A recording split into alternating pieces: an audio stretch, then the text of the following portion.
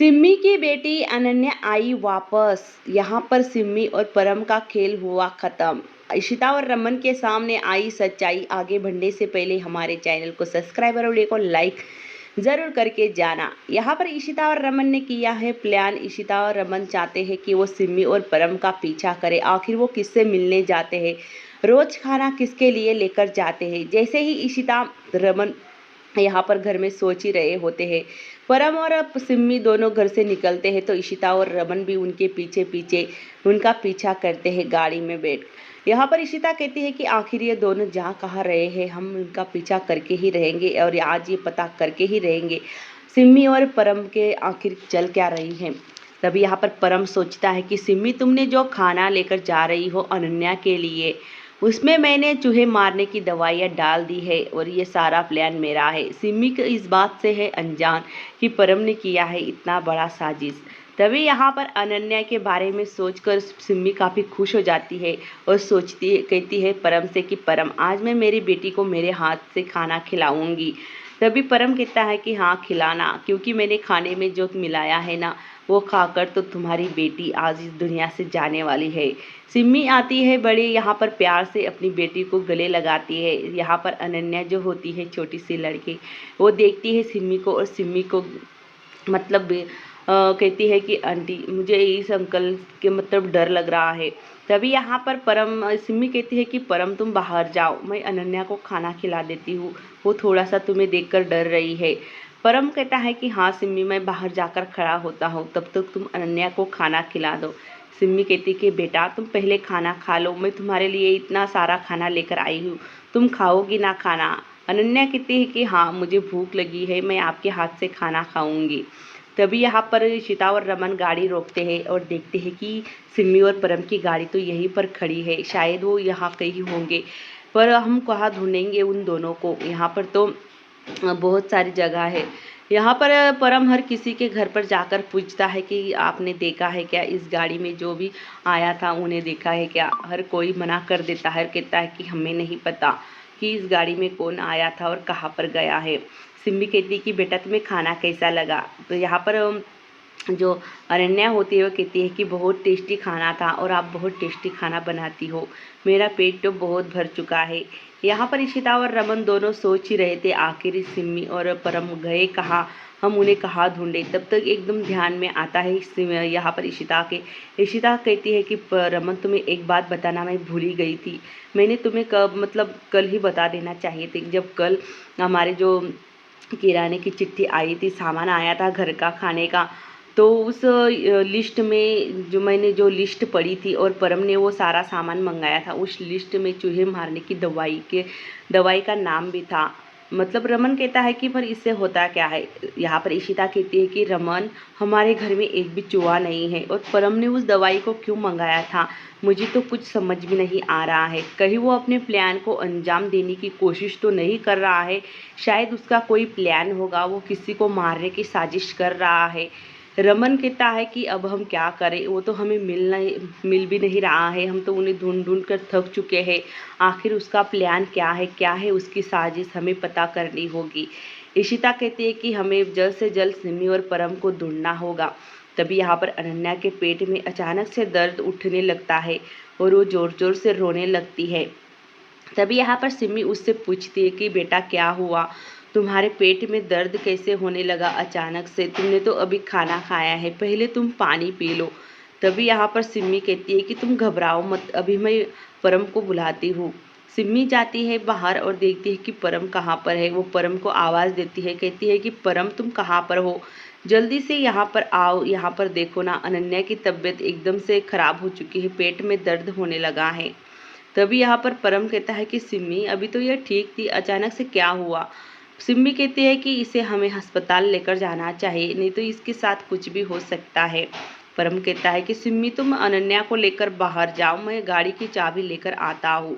ये सब कुछ परम की चाल है, पर सिम्मी की समझ में नहीं आ रही है। जैसे ही यहाँ पर सिम्मी अनन्या को लेकर नीचे आती है, इशिता और रमन सिम्मी के सामने आकर खड़े हो जाते हैं। सिम्मी कहती है कि तुम दोनों यहाँ पर क्या कर रहे हो। इशिता कहती है कि सिम्मी, ये लड़की कौन है और तुम इसे गोद में क्यों उठाई हो। सिम्मी कहती है कि जाओ यहाँ से, तुम्हें मुझे कुछ बताने की ज़रूरत नहीं है। तुम दोनों यहाँ पर क्या कर रहे हो, हमारा पीछा कर रहे थे क्या? तभी परम कहता है कि अब हम मुझे समझ में आया है कि ये सारी चाल इस इशिता की है, क्योंकि आज इशिता ने नाश्ते में पराठे बनाए थे और वही पराठे मैं अनन्या के लिए पैक करके लाया था। उसी पराठे में इसने कुछ मिलाया होगा। यहाँ पर इशिता कहती है कि मैंने तो कुछ मिलाया नहीं, बाकी तूने ही मिलाया होगा, क्योंकि तू ही कल जो सामान लाया था घर के लिए उसमें चूहे मारने की दवाइयाँ भी लाया था ना, तो किसके लिए लाई थी वो दवाई बताओ। परम कहता है कि बकवास मत कर इशिता, मैं जानता हूँ तुझे, तू कितनी चालबाज है। तूने ही मुझे मारने के लिए चूहे मारने की दवाइयाँ उसमें डाली थी ना, बताओ सच्चाई सिम्मी को। इशिता कहती है कि सिम्मी ये झूठ बोल रहा है, यही लेकर आया था, इसी वजह से मैं यहाँ तुम्हें ढूंढ रही थी ताकि ये अपने प्लान को अंजाम ना दे सके। और उसके प्लान में देखो, इस छोटी सी बच्ची की जान लेने की कोशिश कर रहा है। मुझे तो पता नहीं है ये सब कुछ क्यों कर रहा है, पर इस बच्ची को हमें बचाना चाहिए। परम कहता है कि बकवास मत कर इशिता, यहाँ पर तुम और रमन दोनों पति पत्नी मिलकर हम दोनों को फंसाना चाहती हो। हमारे रास्ते से हट क्यों नहीं जाती, जाओ यहाँ से। इशिता कहती कि मैं तुम्हें छोड़ूंगी नहीं है, हर बार तुम बच कर निकल नहीं पाओगे। मैं तुम्हें ऐसी सज़ा दिलाऊंगी ना परम, तुम अपनी ज़िंदगी में कभी भी भूल नहीं पाओगे। तभी यहाँ पर सिम्मी कहती है कि तुम रमन और तुम दोनों भी झूठे हो, पहले ही मैं मेरी बच्ची खो चुकी हूँ, अब मैं इस बच्ची को नहीं खोना चाहती। परम जानबूझकर ये दिखावा दिखाता है सिम्मी के आगे कि वो कितना सच्चा है और इशिता और रमन कितने गलत है। रमन कहता है कि देख सिम्मी, तू मेरी बहन है और मैं तेरा बुरा कभी भी नहीं चाहूँगी, चाहे तू हमारा कितना भी बुरा कर ले, पर इसके बहकावे में तुम जब आती हो ना, तो तुम अपने आपा खो बैठती हो। ये तुम्हें भड़का रहा है, ये तुम्हें मतलब पागल बना रहा है। हमने कुछ भी नहीं मिलाया, ना ही इशिता मिलाएगी इस बच्चे के खाने में, और ना ही वो किसी को मारने की कोशिश करेगी। पर परम तू सुधर जा, नहीं तो मैं तेरा ऐसा हर्ष करूँगा तो कभी ज़िंदगी में भूल भी नहीं पाओगे। परम कहता है कि तू मुझे धमकी दे रहा है कि यहाँ पर खड़े देख सिम्मी, ये दोनों मिलकर यहाँ पर आए हैं और हमें इस बच्ची की जान बचानी है, तो तुम यहाँ से जाओ, मैं इन दोनों को संभाल लूँगा। यहाँ पर सिम्मी कहती है कि देखो, बच्ची की तबीयत बहुत ख़राब होती जा रही है परम, हमें इसे जल्द से जल्द अस्पताल लेकर जाना चाहिए। यहाँ पर सिम्मी को जो परम होता है वो अपनी जेब से गन निकालता है और सिम्मी को कहता है कि सिम्मी तुम जाओ यहाँ से, मैं इन दोनों को संभाल लूँगा, बच्ची को जल्द से जल्द अस्पताल लेकर जाओ, गाड़ी खड़ी है वहाँ पर। सिम्मी यहाँ पर गाड़ी की तरफ निकलती है। इशिता कहती है कि ये क्या कर रहा है, आखिर ये चाहता क्या है।